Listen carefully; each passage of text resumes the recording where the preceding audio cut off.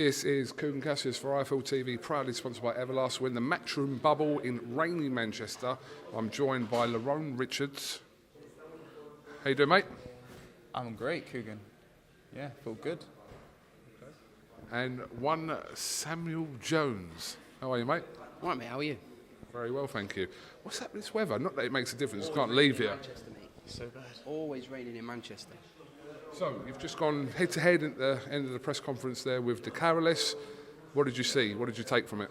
Nothing really. I just go in there and look at my opponent for the cameras and go about my business.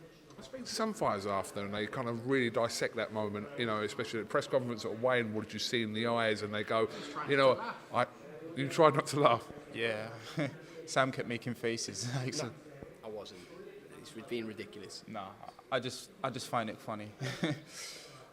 So you didn't take nothing from that moment there with your opponent ahead of the clash on Saturday night? No, for me it's just strictly business. This is a job for me, which I take very serious, and media's got something to do with that job. So I do the media, I do the face-to-face, and then I go about my business. Fair play, business. After the Lennox-Clark fight, obviously you had your Matchroom debut. Of your own admission, there wasn't quite something there, maybe a little bit flat from your side, but a huge opportunity for you to kind of just forget about that last fight and claim the European title this week. Do you know, my last performance, I felt like it was a good sort of...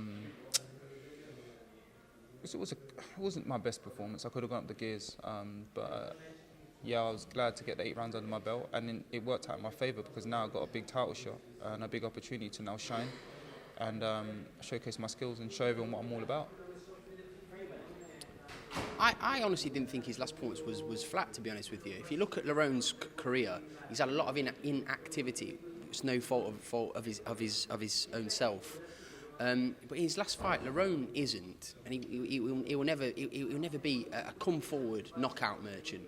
He's a boxer, Lerrone, but he does punch a lot harder than what his record suggests, because I've seen it firsthand. I've spent a lot of time. I've lived with him in Las Vegas for 2 months. Lerrone hits a lot harder than his record suggests, and Timo Lane was like a clever journeyman. He was scurrying around the ring, and it's not in Lerrone's makeup, but that kind of performance will bring him on, because it's teaching him that sometimes you have to have that kind of style. I don't think he's going to have that issue with CASSIUS over there, because he's going to come and stick it on Lerrone from the first bell. And I've always said the better opponent Lerrone faces, the better he will be, and I'm certain of that. Yeah, I was going to say that, obviously. Listen, we've mentioned the likes of Billy Joe Saunders in the past, of seeing him kind of maybe not underperform, but kind of not be completely motivated with certain opponents. But the better the opponent, the better of that fighter we see. And I think that is the case with you as well. Yeah, I'm very motivated for this fight. And, you know, I can't wait now, because it's sort of like this is my time to shine. And I'm going to take it with both hands for sure. He gets a lot of unnecessary criticism, in my opinion. This Lerrone, but you look at the Lennox-Clark fight. Lennox-Clark's a good fighter. He proved that in his last fight. And I'm not saying, it's just because of what he'd done to Willie Hutchinson, because that can happen in any fight. One punch can change a fight. But for 6-7 rounds, Lerrone was winning. I'm not going to say easy, but he was just in autopilot. It was just routine for Lerrone. And then I was unhappy with Lerrone's performance towards the end, because he could have won the fight. He shouldn't really have lost the round. No disrespect to Lennox-Clark, but Lerrone was winning easily. But it's, as I say, due to the inactivity, Lerrone's never really got into a rhythm and been able to maintain momentum in his career. He boxed Tommy Langford, which I was ringside for. It was the first time I ever watched Lerrone box live. He won that fight, and then it was like a year later, wasn't it? He boxed Lennox a year later, and then it was another year later when he boxed Timo Lane. So now he's getting some momentum, and you're going to see a great performance. I'm certain of that on Saturday. You're doing things the conventional way, the way people look at domestic, moving on to that European level without kind of jumping the gun and maybe going in there too early with someone at world or fringe level. You want to take this kind of stage of your career to that gap between domestic and world level, which is at the gap you're at now. That's right. You know, there's something to learn at every level, as I've said, you know, many times before. And I don't want to be a fighter that skips levels. It's very important for me to win this title and to win this fight, because it's a big step up. But it's a step that I'm ready for. As a whatever you are, I don't know, are you a promoter or are you a manager? You skipped levels though, didn't you? You literally went from car auctioneer to top of the tree in the boxing game? I wouldn't say top of the tree, but I'd say more kind of fluked it, to be honest with you. But still, like, you have to. It's all right. It's like in football, KUGAN. It's all right winning a league. It's harder defending the title, isn't it? As Liverpool are finding out. Exactly, Liverpool are finding that out. But listen, that's it. And then obviously these guys like Lerrone have put as with Adam Morley as well. Listen, I don't want to go into myself now, but like I wouldn't be anything without Adam by my side as well. So. We've got a good team, a good set, but now we've got acquired Shane Watson as well. So. One Shane Watson. One Shane Watson. No, he's doing a good job, isn't he, Shane? He's doing a good job. I just want to say, KUGAN, that you've done a phenomenal job with his camp as well, Shane. You know, getting me to sparring and helping out the team. So it's a big shout out for Shane. Shout out Shane. Shout out Shane. Everyone needs to be shouted out if they've been involved in. Obviously, you can. I feel a bit. I know. I've just dawned on me that you're. Guido's friend. Oh, really? Giovanni, yeah, Guido's friend. Guido was like, I want him to win, but